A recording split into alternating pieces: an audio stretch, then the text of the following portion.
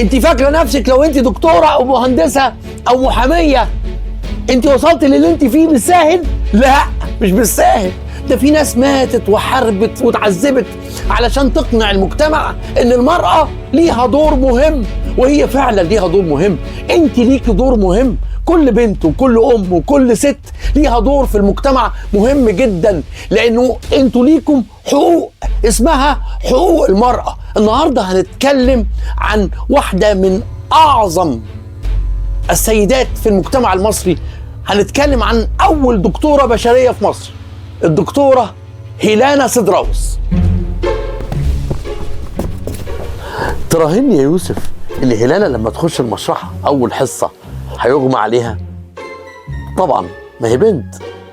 طبعا أكيد هيلانا هيغمى عليها، طبعا ما هي بنت.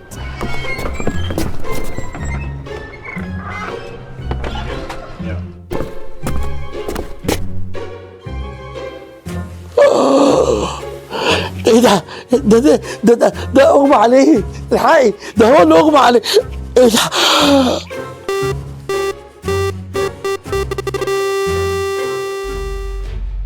في اوائل القرن ال19 كان مش ممكن يكون في كلية الطب واحدة بنت. كل الطب مقصور بس على الرجالة، وكأنه ماتش كورة. يعني لو انت بنت في الوقت ده استحالة كنت تقدري تحلمي انك تبقي دكتورة، لانه الطب رجاله بس. سنه 1907 اتولدت هيلانا. باباها كان راجل مؤمن بالتعليم، هيلانا سيدراوس. الاستاذ سيدراوس قرر يعلم بنته، وده كان شيء غريب جدا على المجتمع المصري. كان التعليم في الوقت ده مقصور على الولاد، لكن ابو هيلانا كان ملهم، كان عنده الهام، فكر، قرر انه يعلم بنته. طبعا دلوقتي مفيش فرق بين الولد والبنت، كل الولاد والبنات بيتعلموا، وكل الابهات عارفين قيمه التعليم، لكن ساعتها لا، كان شيء نادر جدا انه بنت تتعلم. انا ما جبت السيره ده، تبقى دكتوره لسه. هيلانا سيدراوس كانت واحده من الملهمين في عصرها، ودخلت كليه الطب، وكانت ما كانش فيه بنات غيرها. كانت بتمشي في الكليه خايفه، الدكاتره بيبصوا عليها الرجاله، والولاد الرجاله بيبصوا عليها مستغربين ازاي عندنا بنت في الكليه. وفي دكتور يقول لك اكيد مش هتكمل لاني بنت.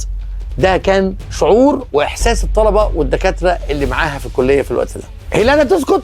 لا، ما سكتتش. هيلانا ما بتسكتش. سنه 1932 حصلت هيلانا على الدكتوراه في الطب، وده طبعا عمل انقلاب في المجتمع المصري. في 1932 يعني تقريبا فات 30 سنه على ميلادها، وبقت معانا دكتوره هيلانا سيدراوس، اول دكتوره خريجه كليه طب في مصر. كانت البنات ممكن يبقوا ممرضات، لكن تبقى دكتوره دي حاجه كانت نادره جدا. وكانت هيلانا سيدراوس اول دكتوره بشريه خريجه من كليه الطب في مصر. في الوقت ده لما فتحت هيلانا سيدراوس اول عياده لدكتوره، الناس كانت بتروح عشان تتفرج عليها، كانوا مستغربين في دكتوره ست وفاتحه عياده وبتقول الفاظ علميه وبتكشف على المرضى وتعرف المرض ايه هو. فاكرين الفيلم بتاع الافوكاتو مديحه لما كانش حد مصدق انه واحده تبقى محاميه؟ كانت البنات عليها قيود كتيره قوي، لكن البنات الملهمات اللي هم زي هيلانا سيدراوس، الدكتوره هيلانا سيدراوس، هم اللي قدروا بإلهامهم وبصبرهم وبإصرارهم على النجاح ان هم يغيروا ويخلوا حضرتك انت البنت اللي بتسمعني دلوقتي تقدري تكوني دكتوره، محاميه، مهندسه، وتقدري تنافسي الولاد في كل مجالات الحياه. الإلهام حاجه مهمه جدا، هي اللي بتكسر الحدود والقيود. علشان كده انا بعمل البرنامج دوت علشان تشوفوا ان في فرصه وفي امل انك تقدر تغير المجتمع كله، حتى لو قيوده صارمه تقدر تغير. انت تقدر تغير لو عندك الهام. الدكتوره هيلانا مش بس كسرت حاجز الطب، لكنها كمان كسرت حاجز تاني كبير قوي ممكن انت تشوفه بسيط دلوقتي، لكن هو زمان كانت حاجه قويه جدا. هيلانا اضطرت تشتري عربيه عشان تروح بيها للمرضى عشان الامرجنسي، لما بيتصلوا بيها، او كان في تليفونات عاديه طبعا ارضيه، لما يتصلوا يقولوا لها في العياده في واحده ست بتولد. بالمناسبه هيلانا كانت دكتوره نساء وتوليد، فلما يجي لها خبر ان واحده ست بتولد كانت بتجري تحاول تدور على مواصله توصلها، فاضطرت تفكر انها تشتري عربيه. وكانت هيلانا اول ست تسوق عربيه في مصر.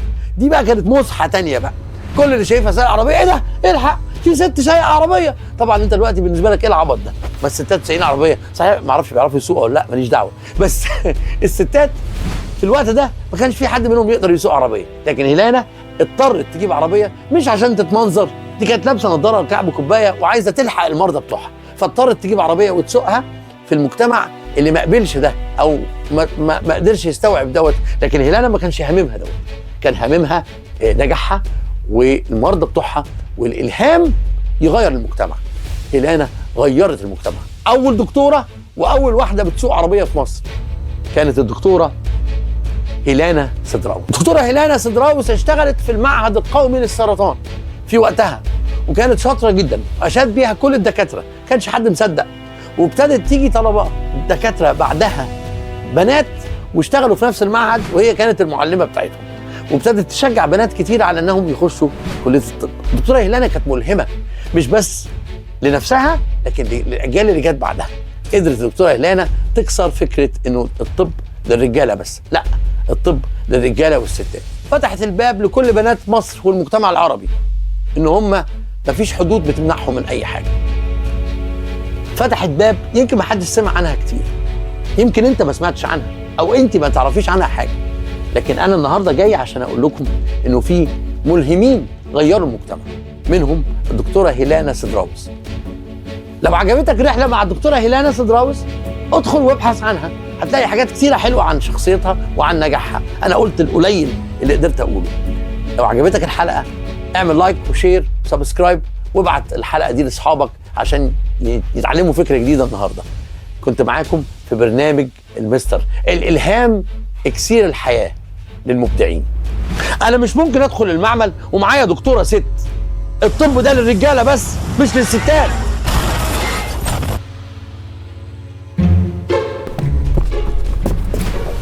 تراهني يا يوسف اللي هيلانا لما تخش المشرحه اول حصه هيغمى عليها؟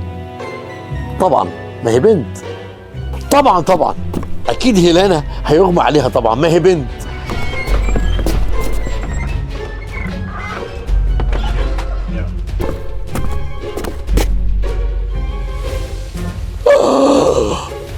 ايه ده اغمى عليه، الحقي ده هو اللي اغمى عليه.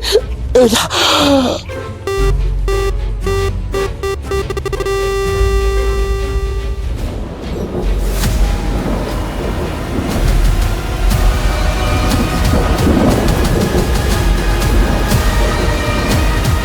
حقوق المرأة، الظلم،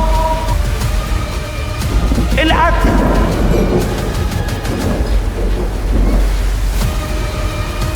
الخيانة، كتير.